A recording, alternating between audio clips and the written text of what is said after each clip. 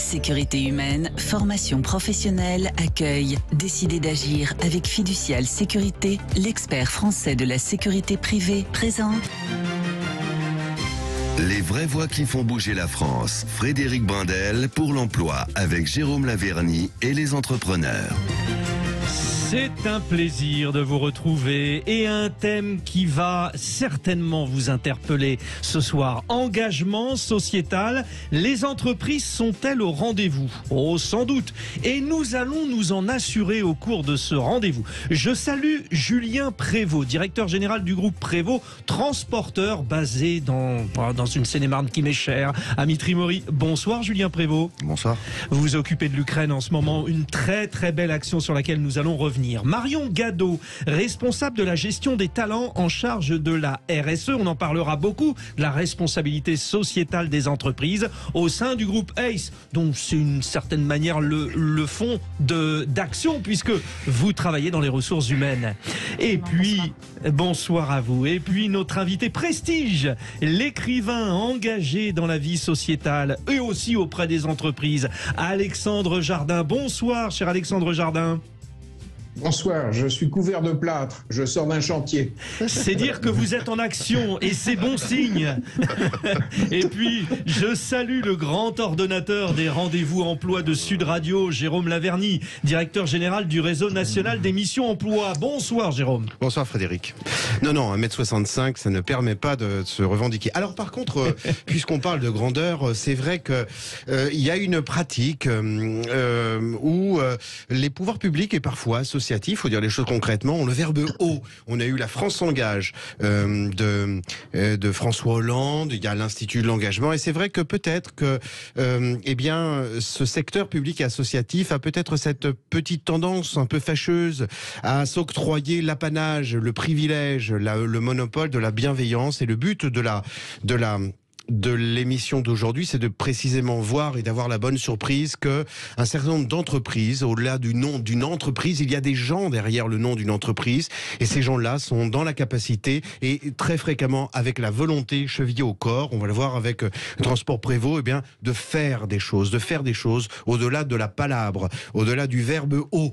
Et puis parfois quand même aussi, autre objectif de l'émission, c'est de le faire avec une certaine discrétion. Dans humanitaire, il y a aussi se taire. Voilà, ce que l'on oublie parfois dans certaines grands-messes du secteur humanitaire. Et parfois, ces initiatives, on va le voir aujourd'hui, elles se font très discrètement. Elles se font par le biais d'un collaborateur, de plusieurs collaborateurs, à l'adresse d'une seule personne ou d'un petit groupuscule ou d'une petite association. Et ça, c'est un des autres objectifs. L'entreprise, de toute façon, historiquement, a toujours été au cœur de notre vie sociale. Je me souviens des célèbres Familistères à l'époque, dans le Nord. Mais vous savez qu'aujourd'hui, cher Jérôme Laverny, nous fêtons la Journée internationale des droits de la femme. La question de la mixité des emplois, d'ailleurs, revient souvent dans la campagne présidentielle. Eh bien, exemple, nous accueillons Laurence Gaillarin, directrice du recrutement chez Carglass. Elle lance un appel aux femmes. Bonsoir, chère Laurence. Bonsoir. Jérôme, racontez-nous, parce que oui, il faut des femmes chez Carglass. Oui, alors voilà, petite coquille et clin d'œil, parce que c'est vrai que c'est la journée des droits de la femme, et au final, pourquoi ne la serait-ce pas tout le restant de l'année? Mais allez, associons-nous à cette chose-là, à cet événement-là, effectivement, avec cette volonté d'un certain nombre d'entreprises, et Carglass en fait partie, de lancer des petits coucous et de dire attention, nos métiers ne sont pas exclusivement fermés aux hommes, et puis surtout, on ne se repose pas sur la dénomination au féminin d'un métier pour dire voilà, on s'est donné bonne conscience, technicien, technicienne, sage-femme, ah tiens, ça marche pas. Est-ce qu'il y a des sages hommes ou des hommes sages? C'est pas certain. Ça peut. Ça peut peut-être. Mais est-ce que c'est souhaitable en plus? Mais alors là, voilà, petit coucou de l'entreprise Carglass dans cette journée du droit des femmes pour un appel au recrutement de ces dernières pour le poste de technicien et donc technicien de vitrage. C'est dû à quoi, Laurence Gaillarin? C'est que ça ne passionne pas ces dames? Le métier de technicien vitrage, il n'est pas bien connu. Pourtant, c'est un métier qui est riche, passionnant, évolutif. Mais c'est vrai qu'on est dans le secteur de l'automobile et spontanément, peu de femmes se projettent dans ce métier. Or, on a déjà des femmes qui sont techniciennes vitrage chez nous et qui font des très beaux parcours, et le métier est donc complètement accessible aux femmes. Alors, c'est vrai que votre société est très connue, vous communiquez beaucoup. On voit d'ailleurs dans les publicités, alors il y a beaucoup d'hommes. Alors, ces acteurs, hein, on le rappelle, moi je les trouve géniaux. On dit, ah bah c'est bizarre, il parle pas comme un acteur. Mais non, il parle comme Monsieur Tout-le-Monde. C'est un travail d'acteur exceptionnel. Ça nécessite aussi des actrices, n'est-ce pas, Laurence? Exactement, mais c'est vrai que toutes les publicités sont réalisées avec des collaborateurs de l'entreprise qui sont fiers de porter la marque, et on a quelques publicités réalisées avec des collaboratrices, avec des femmes aussi. On les met en avant aussi, et c'est l'occasion de montrer que ce métier est réellement accessible aux femmes. Est-ce que vous lancez justement une campagne de recrutement pour les femmes? Est-ce que vous avez, vous lancez un appel? Alors, comment peuvent-elles faire? Alors, on lance une campagne de recrutement générale, puisqu'on va recruter 400 personnes cette année sur ce métier-là, sur l'ensemble de nos centres, donc sur toute la France. Et effectivement, on lance un appel en particulier aux femmes qui désireraient découvrir ce métier, se lancer dans cette aventure. Parce qu'en fait, c'est très simple. On a 2 critères de recrutement, c'est l'habileté manuelle et le sens du client. On ne recrute pas sur un diplôme, on recrute sur des qualités personnelles, et ensuite on dispense la formation qui va bien. Donc le métier est complètement naturellement ouvert à des candidatures féminines, et on sera ravis parce qu'on aime la diversité des profils chez nous. Donc on sera ravis d'en accueillir davantage. Merci beaucoup Laurence Gaillarin, directrice du recrutement chez Carglass, d'être passée nous voir en ce jour de la célébration des droits internationaux. Alors je le dis dans des ordres, mais ça marche aussi, les droits internationaux de la femme, ça peut aussi marcher dans ce sens-là. On comprend. On s'intéresse à l'Ukraine maintenant, Jérôme Laverny, avec le projet de Julien Prévost. Racontez-nous. Alors, je vais laisser plutôt la parole à Julien Prévost. Voilà une initiative d'une entreprise qui, non pas surfant sur l'actualité, mais rebondissant sur l'actualité, essaye de faire avec les moyens du bord. Et si on avait le temps, on aurait peut-être l'occasion de regarder un petit peu les coulisses. C'est pas simple pour une entreprise de s'investir et de mobiliser des camions, comme c'est le cas pour expédier des denrées. Célébration en tout cas de la bienveillance, en tout cas de la gentillesse d'une entreprise, d'un dirigeant d'entreprise, peu importe. C'est quand même chouette, on est quand même dans un beau pays qui tout d'un coup bouge ses fesses pour amener des choses à l'autre bout de l'Europe, pas de la Terre. Julien Prévost, vos camions sont à disposition, pourquoi dans un premier temps? Alors aujourd'hui, il n'y a pas que les camions, parce qu'on a aussi beaucoup d'hommes derrière et de femmes qui gèrent la récolte, la diffusion des informations, le tri, la préparation des palettes, et après on a les camions qui vont eux entrer en action pour faire le dernier kilomètre, on va appeler ça, sauf qu'il est un petit peu long ce dernier kilomètre, pour amener jusqu'à la frontière ukraino-polonaise. Nos camions aujourd'hui, ils sont là pour acheminer les dons que nous on collecte. Ce sont des dons qui viennent de partout, ou ça passe par vous? Comment? Parce que j'imagine que tous ceux qui nous écoutent là se disent, tiens, justement, j'aimerais faire un don. C'est un appel aux dons aussi que vous pouvez faire. Exactement. En même temps, on profite de ça.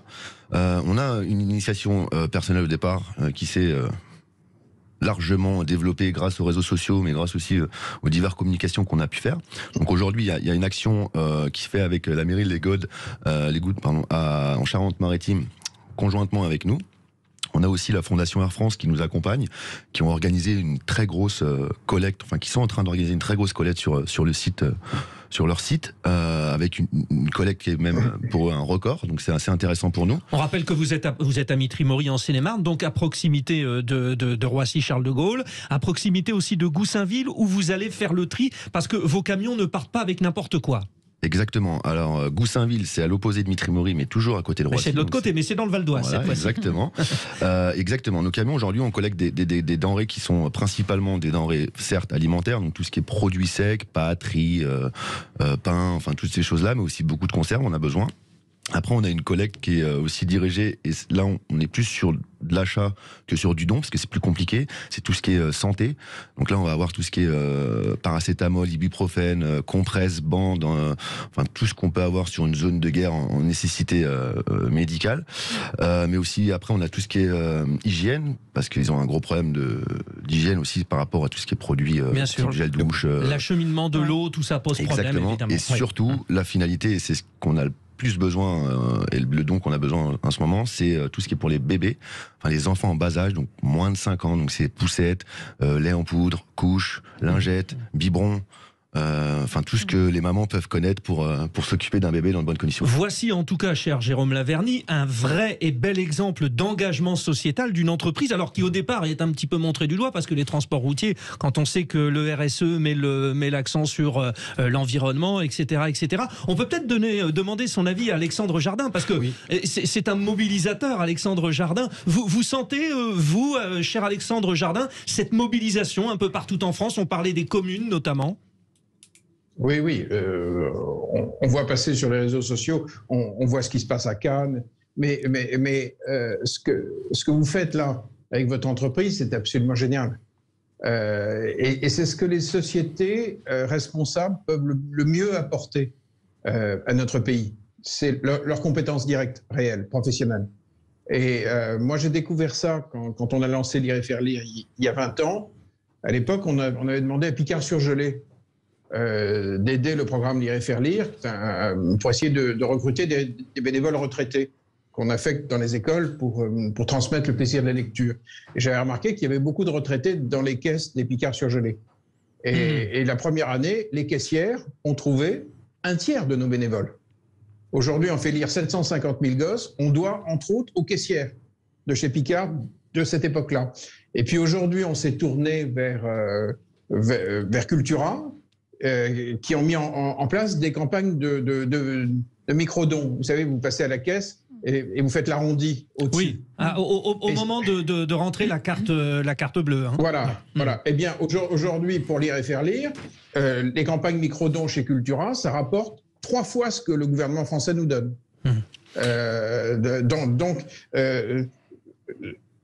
Lorsqu'une entreprise utilise ses savoir-faire, son particularisme, elle a une puissance tout à fait exceptionnelle et chapeau monsieur avec vos camions. Alors justement, une question, peut-être la dernière sur l'organisation de cette belle opération pour aller en soutien donc de l'Ukraine. Vous vous arrêtez, vous nous l'avez dit, à la frontière, c'est-à-dire vous avez côté Pologne, donc plus au nord de l'Ukraine, et après comment ça s'achemine ? Après, sur place, il y a des ONG qui sont en place. On a la protection civile, pour pas les nommer, mais la Croix-Rouge ou d'autres, qui eux vont s'occuper de retrier, entre guillemets, une seconde fois les produits pour être sûr qu'on a bien fait notre travail au départ. Et après, le mettre dans les réseaux de distribution en fonction de ce que les Russes vont laisser faire. Parce qu'on connaît tous les risques qu'il y a aujourd'hui à circuler en Ukraine, que ce soit en humanitaire ou en médical, c'est compliqué. Donc là, c'est vraiment derrière les ONG qui vont prendre le relais pour faire la distribution. Jérôme Laverny. Petit décryptage de tout ce qui vient d'être dit et illustration de mon propos liminaire dans l'introduction. Je disais qu'il n'y a pas les uns et les autres qui sont des gentils et des mauvais, mais en outre, l'abbé Pierre ou Coluche n'ont pas fait de demande de subvention. Monsieur Prévost, il n'a pas fait de demande de subvention avant de mobiliser ses cars. Et ce sont les caissières de Picard qui ont donné ce que Alexandre Jardin a désigné comme étant 3 fois ce que le gouvernement français donne. Non, les caissières recrutaient des bénévoles. Oui, non, mais là, ce sont les clients de Cultura. Oui. En faisant l'arrondi. C'est la même chose. C'est pas une subvention. Dans un cas comme dans l'autre, il y a captation de volontaires par les caissières de Picard, et puis l'arrondi grâce à l'entreprise de Cultura. Il n'y a pas des méchants et des gentils de part et d'autre, et parfois un peu de simplicité, un peu de pragmatisme, mais une volonté farouchement chevillée au corps permet de faire avancer les choses assez rapidement. Ça fait combien de temps que vous avez pris cette initiative? Ça fait une petite semaine, un peu plus d'une semaine. Mais voilà. Oui, on en est à une dizaine de jours de guerre. On arrive à faire en une semaine. Et moi, je veux rendre hommage aussi à Alexandre Jardin. Voilà. Pour les masques aussi, peut-être. Tant pis pour lui. Mais je peux me permettre. Moi, et je veux le dire, parce que Alexandre Jardin, au-delà d'être un écrivain, engagé, et ça veut rien dire engagé. On peut y mettre tout un tas de choses. C'est quelqu'un qui fait bouger les choses. C'est quelqu'un qui donne des numéros de téléphone. C'est quelqu'un qui appelle au téléphone des gens. Et c'est de la même façon que dans une entreprise, et qu'on peut l'avoir avec un artiste comme Alexandre Jardin. Et ben, ça bouge, et ça bouge simplement. Et je le dis parce que moi, j'en ai été spectateur. Donc, un chapeau bas à ce grand bonhomme. Et franchement, il n'y a pas de flagornerie, il n'y a pas de publicité, il n'y a pas de jardinisme. C'est à tout seigneur, tout honneur. Vraiment, moi, j'ai pleine admiration pour ce personnage-là. C'est joli le jardinisme. Vous acceptez le néologisme tourisme, cher Alexandre Jardin. Mais moi, ce que je retiens, c'est que le cas de votre entreprise, là, avec vos camions, tout ça, c'est fait, c'est-à-dire que quand le monde des entreprises bouge, ça bouge très vite. Vous l'avez fait avec les masques, hein, vous, Alexandre Jardin, lors de la pandémie. Hein. Oui, à l'époque où on était tous coincés chez nous, à un moment, j'ai fait partie mais on était très nombreux en France. On s'est dit, puisqu'on n'en a pas, on va les fabriquer. Et on a demandé à une radio concurrente de la vôtre de nous donner une large antenne le matin. Et les Français nous ont donné 200 000 mètres de drap. Et on a eu 30 000 couturières. Et tout à coup, on a fait des coupons qu'on a pu envoyer dans les communes. Et tout ça s'est fait sans fric, à une rapidité incroyable, en utilisant les services de la grande distribution. Voilà. Il y avait Intermarché, il y avait Carrefour, Monoprix, etc. Et tout de suite, on a pu réagir parce qu'au fond, dans les entreprises, il y a de l'hypercompétence. Quand monsieur dit « mes camions arrivent jusqu'à la frontière », et puis ensuite on s'est connecté, vous avez l'habitude de ce que c'est qu'une chaîne.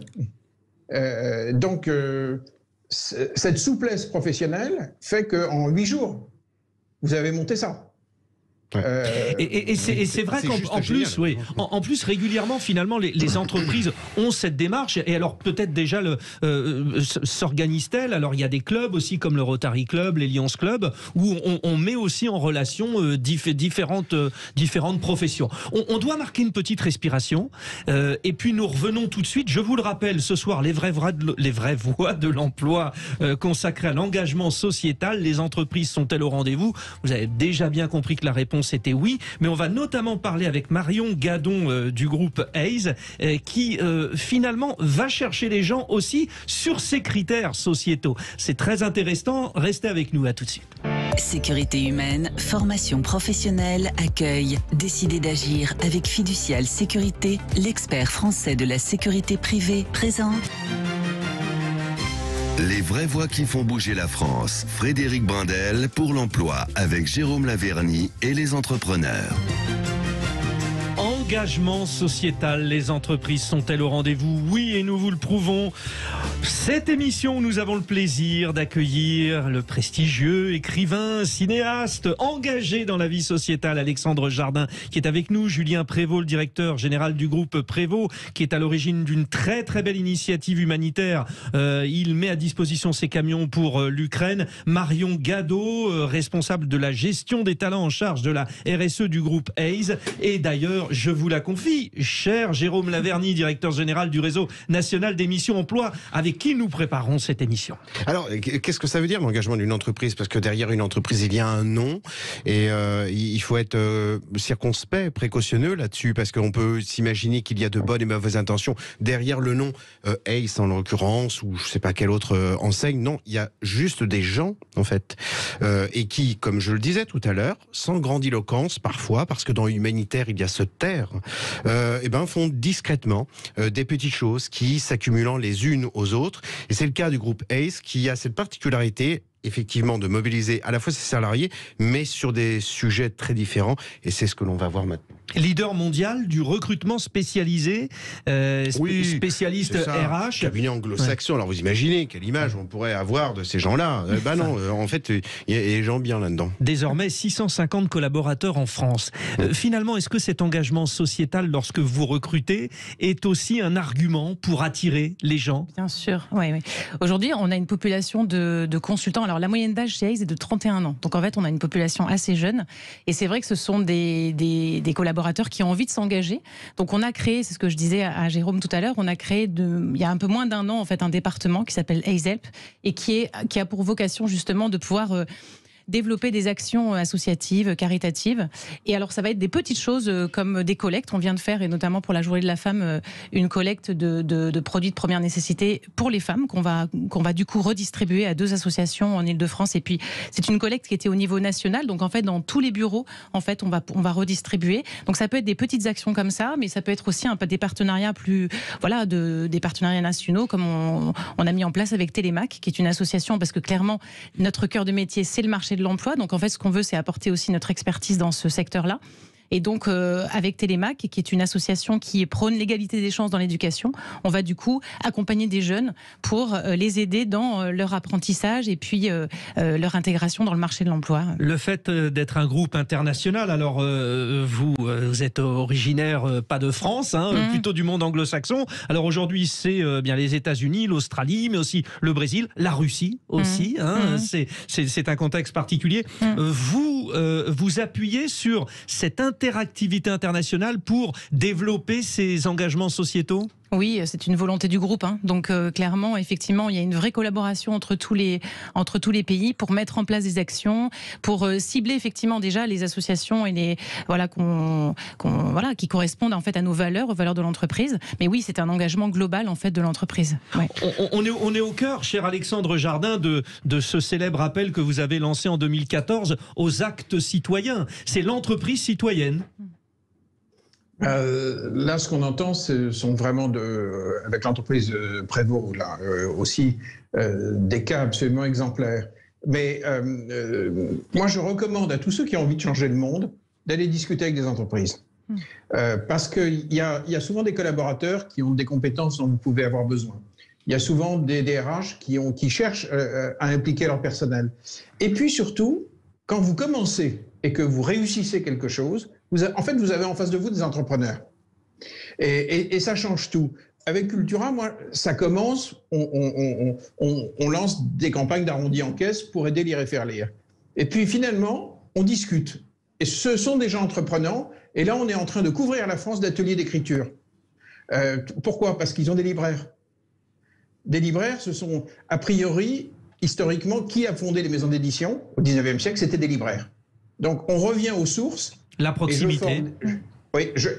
La proximité. Et je reviens aux sources du métier de libraire. Avec les libraires de Cultura, on a décidé de lancer partout en France, progressivement, des ateliers d'écriture. Si vous avez envie de faire mûrir votre texte, vous allez sur le site de Cultura et vous trouverez des libraires. Mais ça se construit avec une entreprise. Jérôme Laverny, cette construction d'entreprise, la responsabilité sociétale des entreprises, RSE, nous y sommes. Non mais c'est ça. Et là, il faut faire un petit peu attention parce que c'est vrai qu'on pourrait avoir la présomption d'une intention de communication et puis des présomptions de financement. Moi, je tiens à dire déjà dans l'un et l'autre cas, que ce soit pour les transports Prévost et que pour le cabinet ACE, qu'ils n'ont pas demandé à communiquer et qu'ils n'ont pas communiqué avant que de décider. Alors ça change beaucoup la donne, déjà d'une part. Et puis deuxièmement, encore une fois sur le financement, Alexandre Jardin le disait tout à l'heure, il y a décision, action. Voilà, en 10 jours, on monte une action. En 10 jours, c'est bête comme chou. On est dans une période d'élection présidentielle où il est question d'établir tout un tas de plans grandiloquents et aussi parfois et très très détaillés. On ferait bien de s'inspirer de cette rapidité, efficacité, simplicité et humilité. Ils n'ont pas demandé à venir sur le plateau, c'est nous qui avons été les chercher. Je vous le confirme. Il y a Marion Gadeau dans cette RSE finalement. Alors 3 lettres. Je pense que tous ceux qui nous écoutent et qui travaillent dans une grande entreprise ont déjà vu. On a beaucoup vu en interne des grandes entreprises. Tiens, la RSE, on fait ça, on fait ça. Alors il y a plusieurs thèmes. Ces thèmes aujourd'hui, ils conduisent finalement le recrutement, ils conduisent le chemin d'une entreprise. Oui, parce que je pense que ce sont des sujets qui sont qui concernent tout le monde. Donc oui, clairement. Lesquels reviennent le plus souvent ? L'engagement, le green, je dirais, parce que en fait, clairement, l'environnement. L'environnement, voilà, exactement, pardon. Donc l'environnement. Yes, I can speak English also, yes. Donc l'environnement, effectivement, et on a de plus en plus de salariés qui nous demandent, Et puis de toute façon, on s'est aussi engagé. On a par exemple modifié notre flotte automobile. Alors on n'avait pas une entreprise polluante au départ, puisque du coup on a une activité de service, mais c'est vrai que par rapport à Julien Prévost, lui, les transports, c'est différent. C'est un peu différent, mais en tout cas, clairement, oui, c'est l'environnement, en fait, les salariés ont vraiment envie de s'engager sur ce sujet-là et de pouvoir agir au quotidien. Donc, on va favoriser évidemment les transports en commun. On favorise maintenant dans notre flotte automobile, on a interdit par exemple les diesels et on va favoriser les véhicules hybrides ou électriques. Donc, il y a plein de petites actions qu'on peut faire, mais surtout au quotidien, je pense que ce sont nos salariés et par l'intermédiaire de nos départements associatifs qui vont faire du nettoyage de plage, qui s'engagent vraiment, par exemple, pour l'environnement dans des petites actions comme ça. Et je pense que chacun en fait fait sa part et de façon même discrète, hein, mais Jérôme Lavergne. J'insiste, dans l'un et l'autre cas, il n'y a pas eu d'opération de communication en amont, parce que c'est vrai qu'on peut présumer parfois d'une certaine intention. Il y a des entreprises qui mettent en place des opérations un peu grandiloquentes, des créations de fondations, et puis bon, parfois quand on décrypte derrière, bon, très bien. Là, c'est vraiment des petites pierres qui, mises les unes à côté des autres, arrivent à édifier un mur qui a de la gueule, voilà, qui est prenable en photo, vous voyez, ce genre de choses. Donc voilà, rapidité, simplicité, efficacité, je le disais à l'instant. Il faut pas forcément non plus qu'il y ait des sujets à la mode. Ça peut très bien, enfin, on a tous. L'idée, c'est aussi que dans humanitaire, il peut y avoir aussi, ça peut fonctionner au minuscule. Et je dis ça, pas forcément avec des haches, ça peut être des petites actions. Et c'est surtout qu'il faut... actions isolées. Mais bien sûr, parce que parfois, on peut avoir la tentation d'imaginer de grandes choses collectives sous des latitudes tropicales et lointaines, et puis des pratiques qui, dans l'entreprise, au quotidien, bon, ben non, là, c'est bien que ce soit des choses humbles, simples, disparates, variées, décidées comme ça à l'emporte-pièce. Enfin, je veux dire, les transports Prévost, il n'y a pas de développement commercial derrière. Je ne crois pas que vous allez gagner du point de vue de l'image. Désolé, vous allez être plusieurs. On peut peut-être en profiter pour se renseigner. Alors, comment faisons-nous, cher Julien Prévost, si on veut envoyer des dons donc à l'Ukraine avec vos transports? Comment ça se passe? Dites-nous. Aujourd'hui, c'est assez simple. On a notre site internet qui est contact@prévost-transport-au-pluriel.com. Après, il y a aussi un numéro de téléphone qui est le 01 60 93 91 61 où vous demandez Nadia Piatowski. Et c'est assez simple. Donc ça, c'est pour les dons qui nous seraient distribués directement sur nos sites. Après, comme je le répète, s'il y a des gens qui ont des volumes assez importants, on va dire à partir de la palette sur l'Île-de-France, et qui ont envie de les expédier sur l'Ukraine, il faut nous contacter pour pouvoir venir collecter les palettes et les consolider avec ce qu'on a déjà. C'était vraiment très passionnant. Merci à vous tous, cher Alexandre Jardin. Merci de nous avoir accordé de votre temps. Marion Cadot, Julien Prévost, et puis bien sûr celui à qui nous devons tout pour cette émission, Jérôme Lavergne. Taratata. À bon entendeur, salut. Pour les programmes électoraux, on ferait bien de s'en inspirer de toutes ces initiatives. CQFD finalement par rapport à notre intro du début. Allez, tout de suite on retrouve Yvan Cugius, le Love Music. C'est Zaz qui est l'invité ce soir sur Sud Radio. Sud Radio, les vraies voix qui font bouger la France, les vraies voix de l'emploi.